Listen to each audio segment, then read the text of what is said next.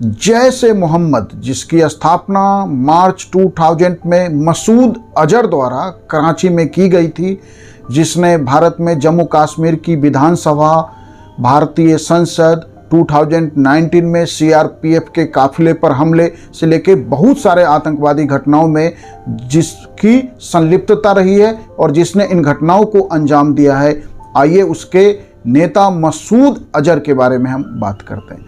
मसूद अजहर का जो जन्म है वो पाकिस्तान के बहावलपुर में 1968 में हुआ था। कुल 11 ब्रदर सिस्टर्स में मसूद अजहर का नंबर 10वें नंबर पे है।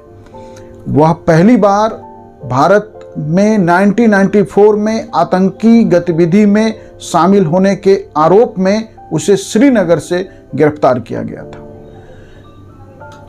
24 दिसंबर 1999 को 5 हथियारबंद आतंकवादियों ने 178 यात्रियों के साथ जिस इंडियन एयरलाइंस के विमान IC-814 का अपहरण कर उसे कांधार ले जाने में सफल रहे और जिसके बाद सारे निगोशिएशन के बाद अंततः उस समय की तत्कालीन अटल बिहारी वाजपेयी सरकार ने जिन 3 आतंकवादियों को छोड़ा था उसमें मसूद अजहर भी एक था, जो उस समय हरकत उल मुजाहिदीन का सदस्य था। रिहाई के बाद मसूद अजहर ने जैश ए मोहम्मद आतंकवादी संगठन की स्थापना की और उसके माध्यम से भारत से कश्मीर को अलग करने को लेकर जिहाद और आतंकवाद को आरंभ किया और उसका उद्देश्य है कि जम्मू कश्मीर को भारत से अलग कर पाकिस्तान में मिलाना, शामिल करना।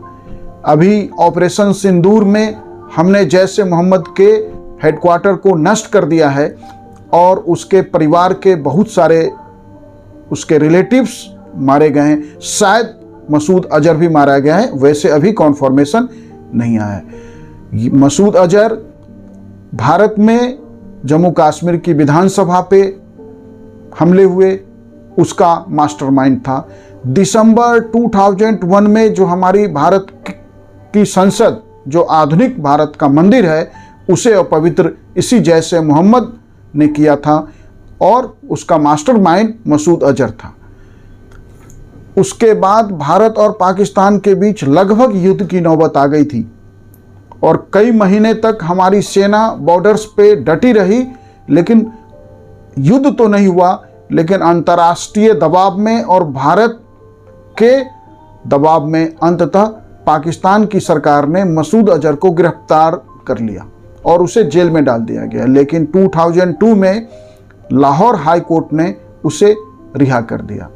2002 में अमेरिकी पत्रकार डेनियल पर्ल के अपहरण और उसकी हत्या में मुख्य मास्टरमाइंड मसूद अजहर ही था।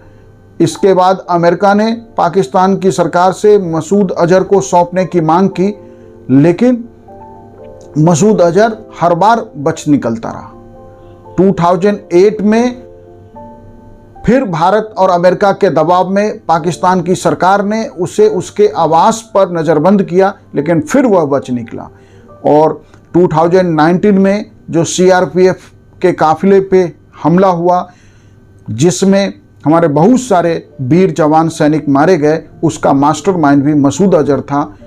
ऑपरेशन सिंदूर में हमने मसूद अजहर के परिवार के बहुत सारे सदस्यों को मार के भारत में बहुत सारे आतंकवादी गतिविधि घटनाएं, जिसमें हमारा मंदिर, संसद, जम्मू कश्मीर की विधानसभा, सीआरपीएफ के काफिले से लेके कितनी घटनाएं हैं, जिसका मास्टरमाइंड मसूद अजहर होता है और उसे अपने संगठन जैश ए मोहम्मद के माध्यम से उसे इम्प्लीमेंट करता रहा। हमने इस अटैक में, ऑपरेशन सिंदूर में, हमने जैश ए मोहम्मद के हेडक्वार्टर को नष्ट कर दिया।